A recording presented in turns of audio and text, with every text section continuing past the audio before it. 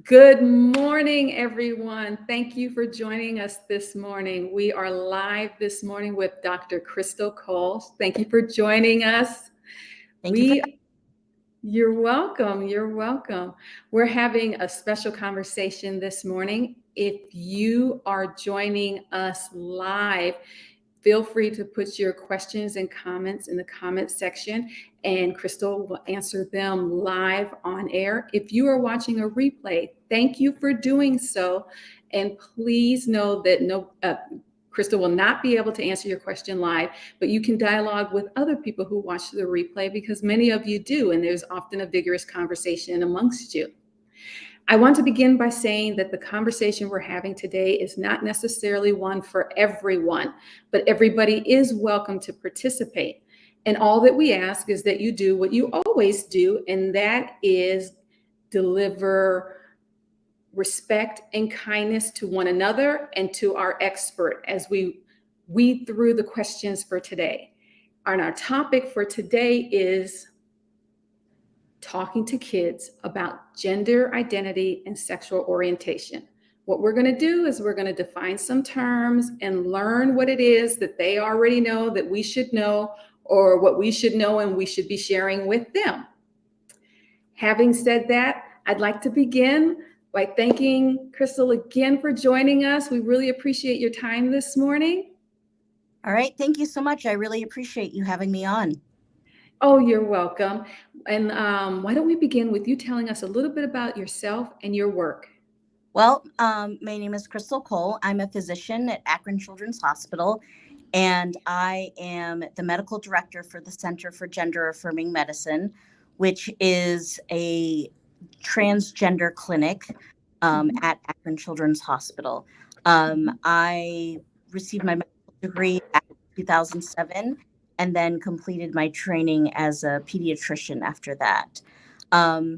I first started getting interested in doing gender affirming medicine after I had a number of patients who were really struggling with some mental health concerns, which is something that is very common with a lot of transgender and gender diverse patients.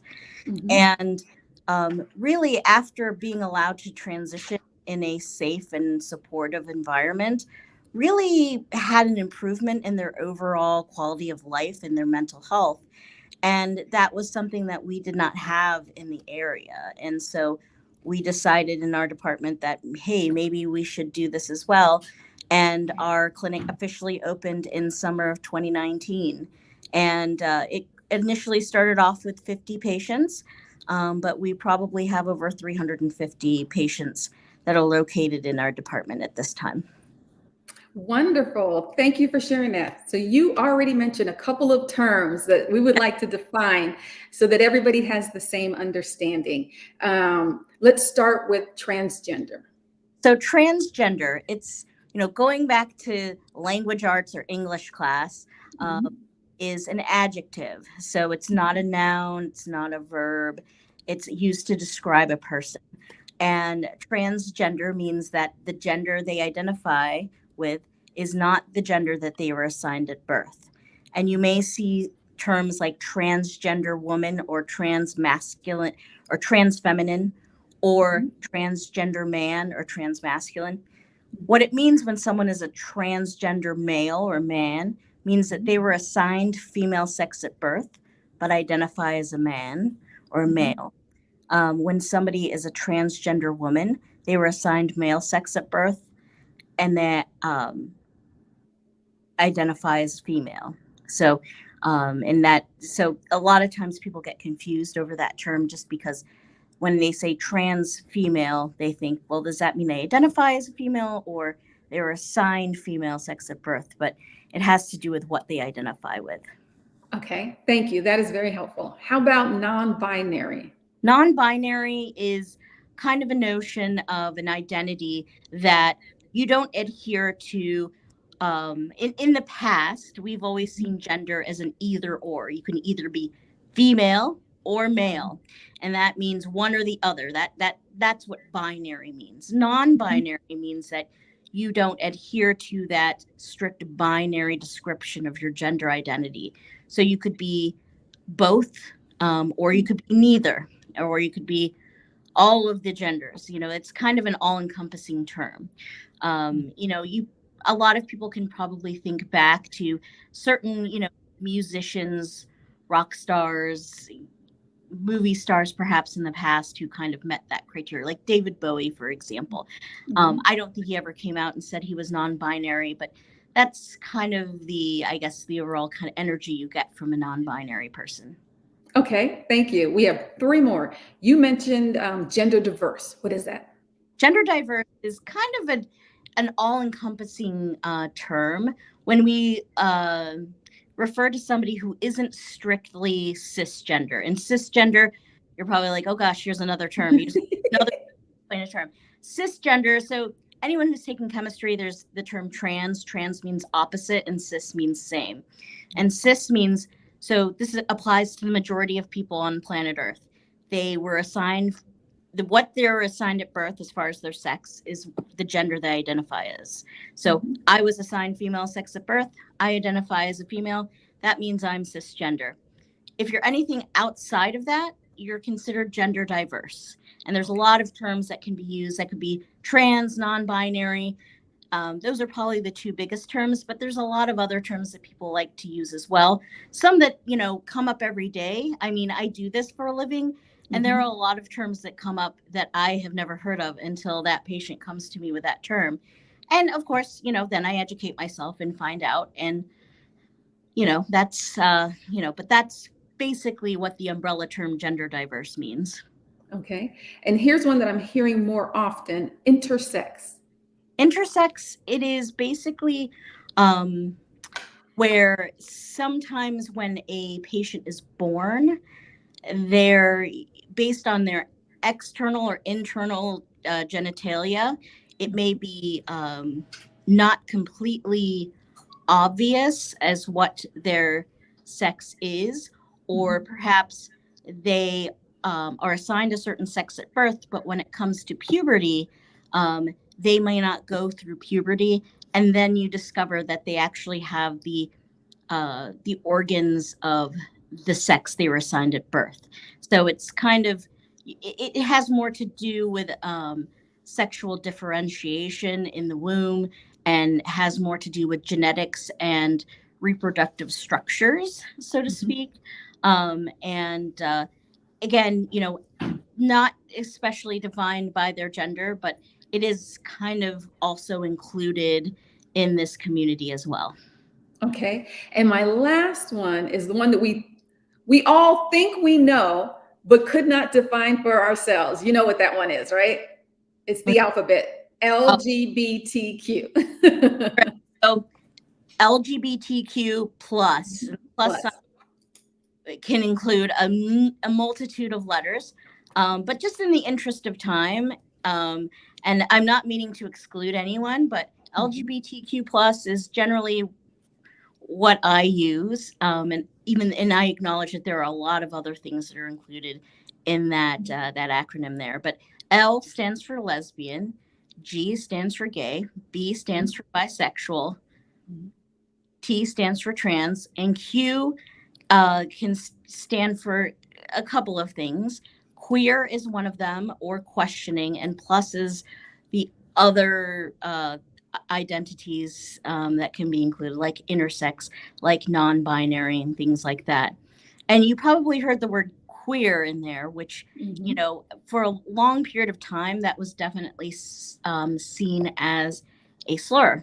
And for a large population, it still continues to be that way.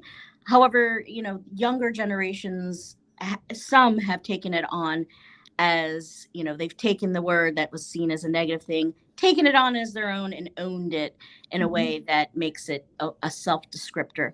It's not something I would go out and say to someone without them telling me that is what their identity is. But it is something that you will hear.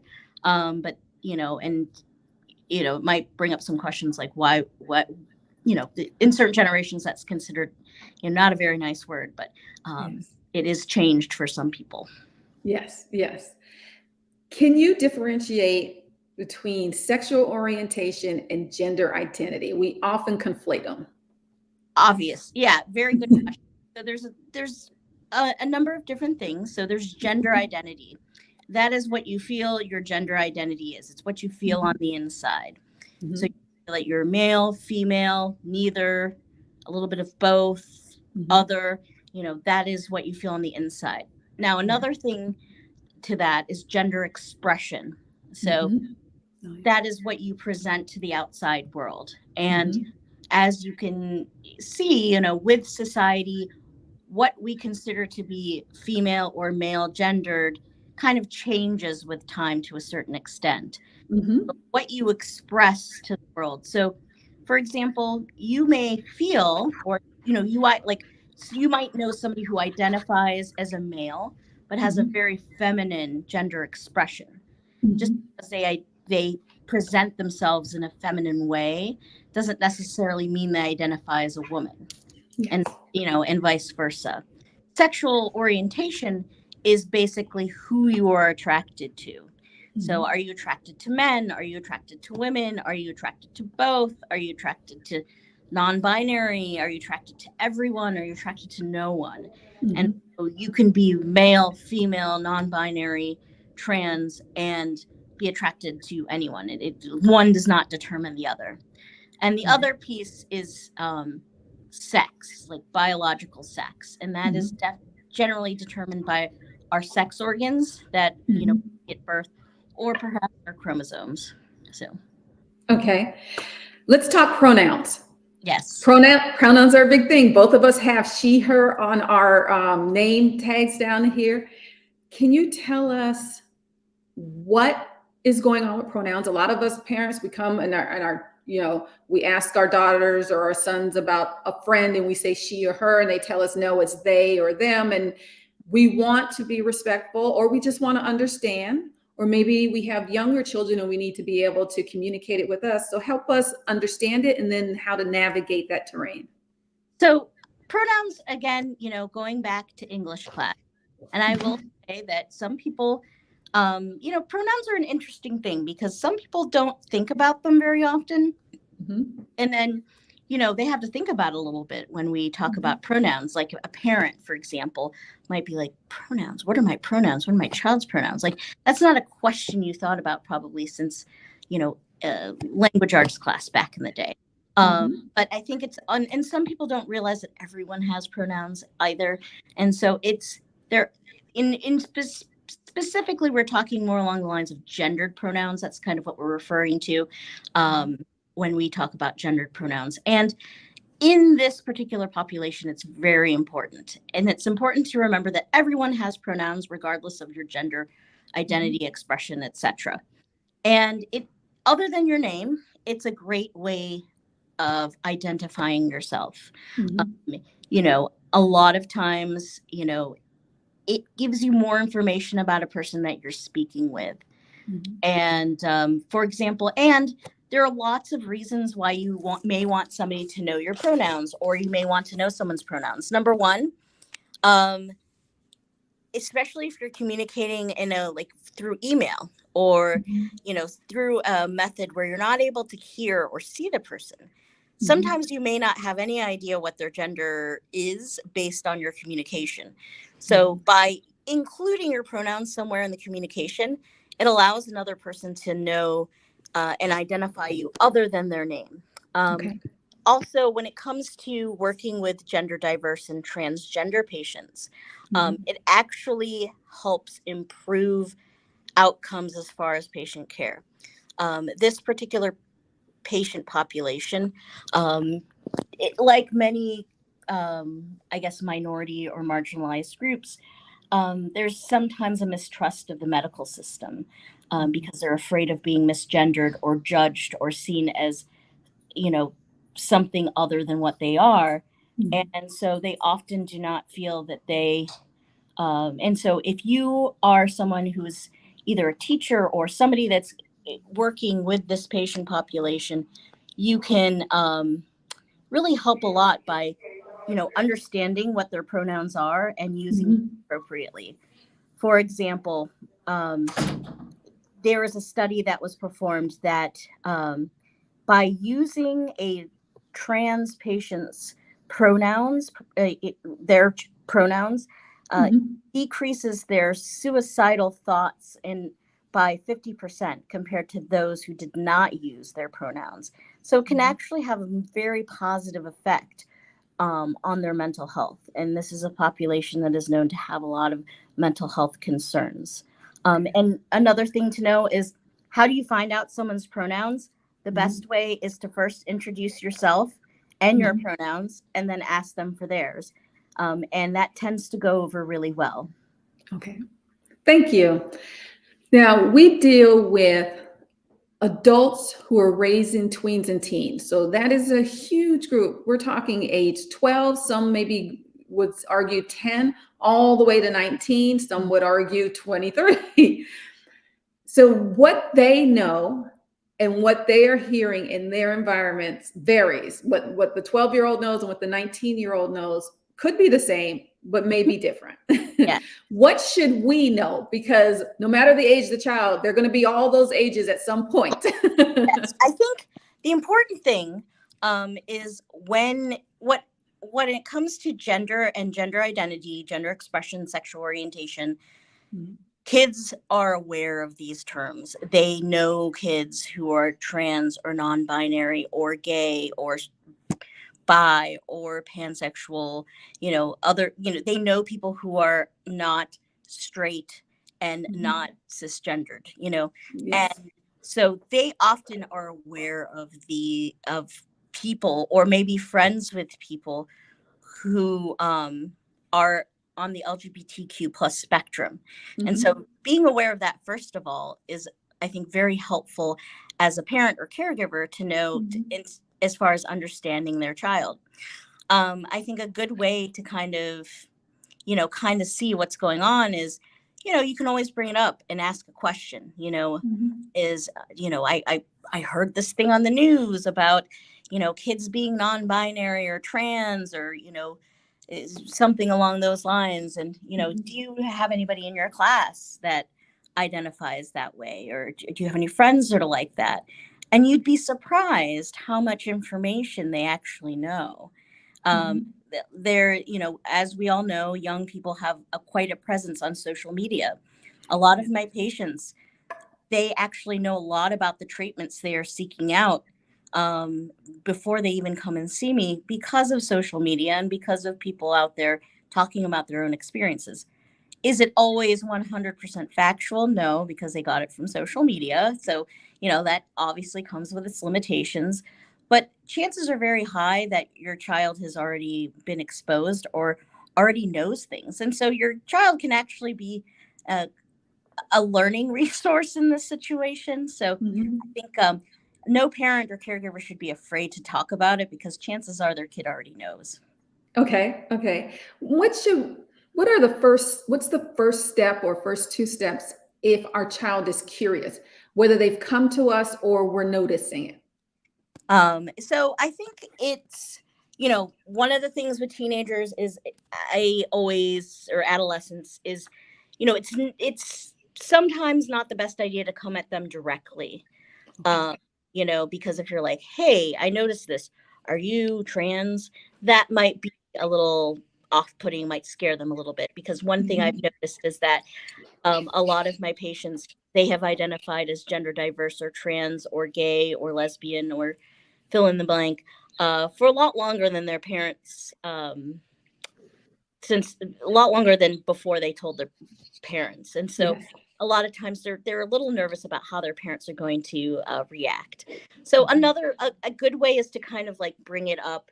Like if there's somebody in the family, or maybe there's somebody that, one of their friends, bring that up. It's like, hey, I noticed, did you know that Uncle so-and-so is, non-binary? Or I noticed your friend, Jonathan, uses these pronouns. Can you tell me more about that? And then you could say, oh, do his parent, ask them how their parents responded.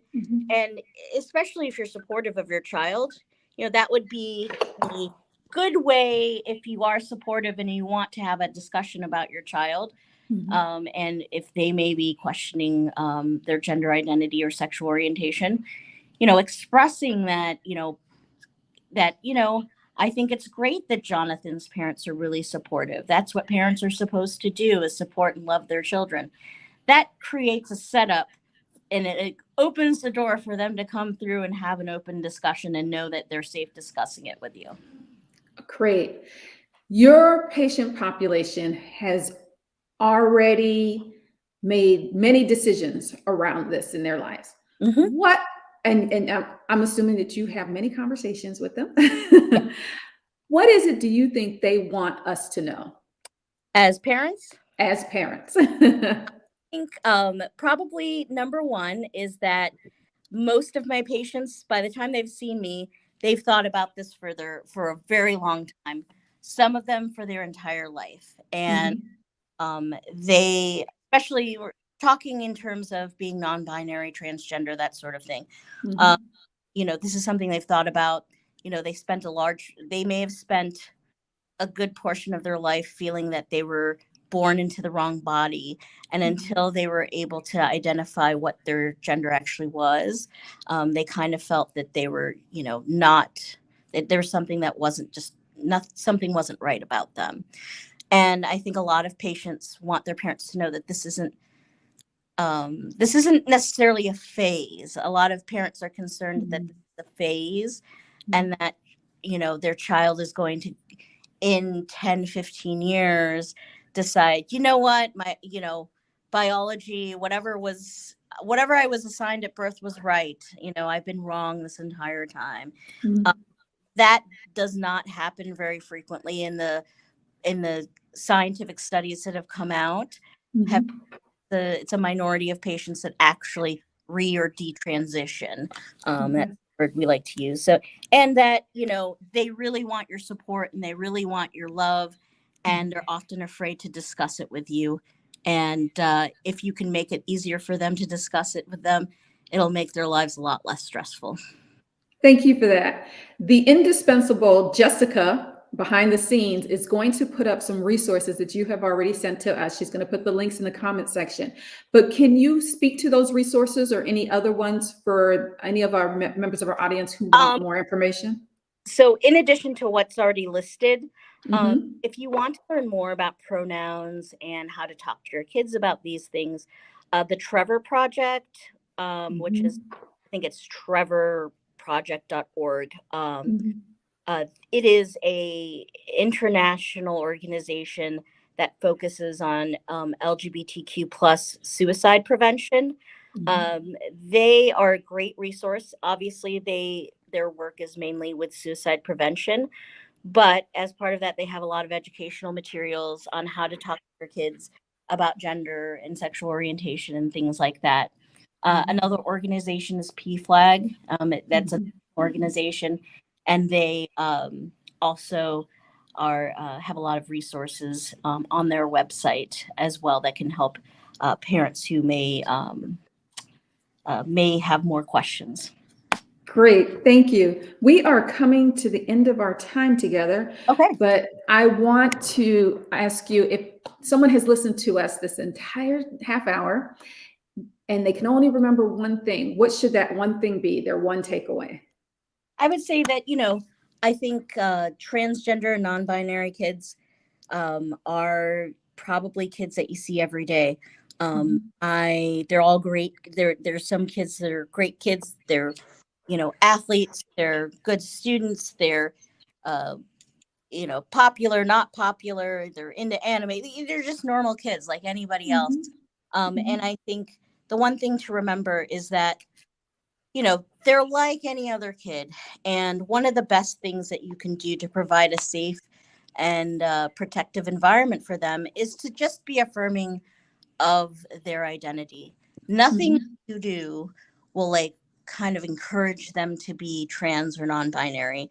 As a parent, if your child seems to be, questioning their gender identity, it's okay. Mhm. Adolescence is a time of questioning your identity. And currently, Mhm. questioning your gender identity is one of the things that we that you see now as well. It's a little Mhm. bit more acceptable to do so. And the thing is, kids always figure it out. I think the best thing you can do is just to be supportive of your child regardless. And if you do that, they'll turn out okay. Now, if it seems to be a major struggle for them, that's when you need to seek out medical care. And Okay. that could be in the form of seeing a doctor, seeing a mental health therapist who's experienced in working with gender diverse and trans kids, Mhm. and seeking out those sort of resources. And then, they can help guide you from there. Okay, thank you for that. Mhm. As a member of our audience, in addition to hosting this a conversation with you, I just want to remind parents it's okay if this is new and you're nervous and you're afraid of making mistakes. It's okay. We all do make mistakes in all parts of our lives, and you just oops and apologize and ask somebody to tell you again. And if it's all done with love, people receive it with love and they'll know that you mean well. So don't be afraid. And also know, as Crystal has told us, your kids already know a lot of this stuff. So it not talking about it is not going to prevent them from knowing, because most of them already know. And if they don't, they will. So this is a way for you to help guide the conversation with you. I hope that this was helpful for our audience. Thank you so much for joining us. Thank you. I want to remind everybody tomorrow, Wednesday, 10:30 a.m., same place. There's Coffee with Jen and Sharon. They will be talking about something fun. They're always fun. So bring your coffee, tea, hot chocolate. It's getting warm in some places. It may be iced coffee or tea. And join them for the fun of parenting and teens in general. Thank you. See you next week. Thank you. Bye-bye. Bye.